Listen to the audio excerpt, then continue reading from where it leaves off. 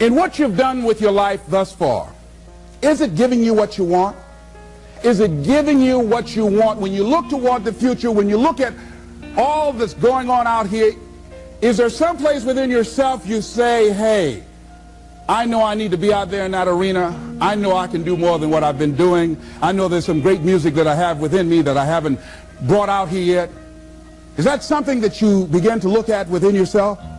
See, I say if you look at your life, and if you're not getting what you want, you owe it to yourself to do something differently. If you're on a job, 85% they say of Americans go to jobs that they're unhappy. If you're doing something 8 hours a day that you don't like, it's not giving you what you want, it's not giving you a strong feeling of satisfaction and fulfillment, you're miserable, you hate to go there, you're depressed just thinking about it, you sing the "Thank God It's Friday" song every week. If that's what it is, you owe it to yourself to start strategically working to change directions. See, but you know what most people will do? Most people will resist change. Most people will fight change as if change would be worse than what they're experiencing. See, they know this. They're familiar with this. Most people will not challenge the unknown. They won't just step out there. See, there's certain things that's got to be in place. They got to see it all together. And life isn't like that. That's not how you grow. So as you look at your life, you're saying, I'm not getting what I want. As you begin to look toward the future, begin to know that whatever it takes for you to create that, you've got that in you. You've got that. You've got genius in you. You've got goodness in you. You've got creativeness in you. If you decide to take the initiative to change the current quality of your life, I say to you that you will find that the universe is on your side, that life is on your side. Now, will it be turbulent? Yes. Will it be easy? No, no. Will you have some opposition? Yes. Will I make a lot of mistakes? Yes. Will I get hurt? Yes. Yes. See, a lot of people won't try anything different in life because they don't want to get hurt. Let me tell you something. It's too much pain to duck. Pain is everywhere. You can hide under here. It will come where you are. It's everywhere. Viktor Frankl calls it unavoidable suffering. You can't duck it. But most people spend their life not wanting to deal with the pain of rejection, the pain of defeat, the pain of being disappointed, the pain of losing, the pain of failure, the pain of being criticized, the pain of not being liked, the pain. That's called life. Life is full of pain. It's everywhere. But guess what? There's no gain without pain, because it's the pain of regret that you experience. If I had it to do over again, that's a pain. Don't you know that's something? When you know, I was in a seminar once and this lady stood up. If I had my life to live over again, she talked about all of the things that she would do. And you can feel the pain of regret in her voice. The pain of regret.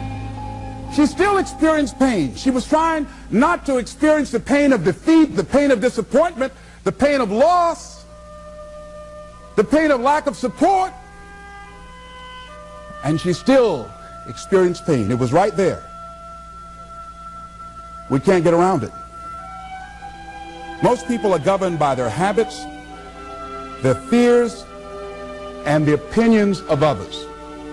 A lot of people never try anything differently because they have been convinced by people in their lives that they value that they can't do it. They're living within the context of the opinions that other people have of them, the low expectations. Many people doubt themselves because when they thought about doing something at some critical point in their lives, somebody they respected and honored, somebody they believed in, somebody that they loved, someone they trusted said, you can't do that. And they accepted that. As you look at your life, ask yourself the question, what would your life be like? What would your life look like if you decided not to care what people thought of you? What would your life be like if you decided to give up some of your fears? What would your life be like if you decided to become courageous? What would your life be like? If you decided to act on your dream, if you did what you felt in your heart. You know what courageous means? Tom Rusk and Randy Reed said. They said that courage comes from a French word which means of the heart. But how does it feel to you? He says it's courage, you know, it takes courage to live. Says most people go through life not allowing themselves to step out because they don't want to let go. They don't want to be blown around. They don't want to be moved. The courage to face life's whirling wind of contradictions. The courage to love yourself. The courage to love. For years, I was afraid to love. The courage to take a chance. The courage to be who you are. He says courage isn't for somebody else, for medals, applause, or moral debts. Courage is what at that moment feels most right for you. Not just situational ethics, but what feels right in your heart, the word of the heart, what feels right in your heart. One great philosopher says, cowards die many times before their deaths. The valiant never taste of death but once. What does that mean? That valiant people aren't afraid? No, no, no. It means that they experience that fear and they move forward. They move forward anyhow. Many people are dead now. Many people are allowing their dreams to die. Many people are allowing the ideas to lie dormant and collect dust. Many people have all this talent and ability that they are allowing to be buried inside of them, that they will take with them to their graves because they didn't have the courage to be who they are. And I say, as you begin to look toward the future and manifesting your greatness, it's going to take everything in you, that your life deserves the concentrated effort to begin to look at how is it that I can express more of me? How is it that I can bring my ideas out here now? How is it? And start living with a sense of urgency, because you're here today, you're gone today. Life is unpredictable. It's uncertain. There are no guarantees. No guarantees out here at all. So holding back, what are you waiting on? Ask yourself, what's the benefit of your waiting? What's the benefit of your not living your dream?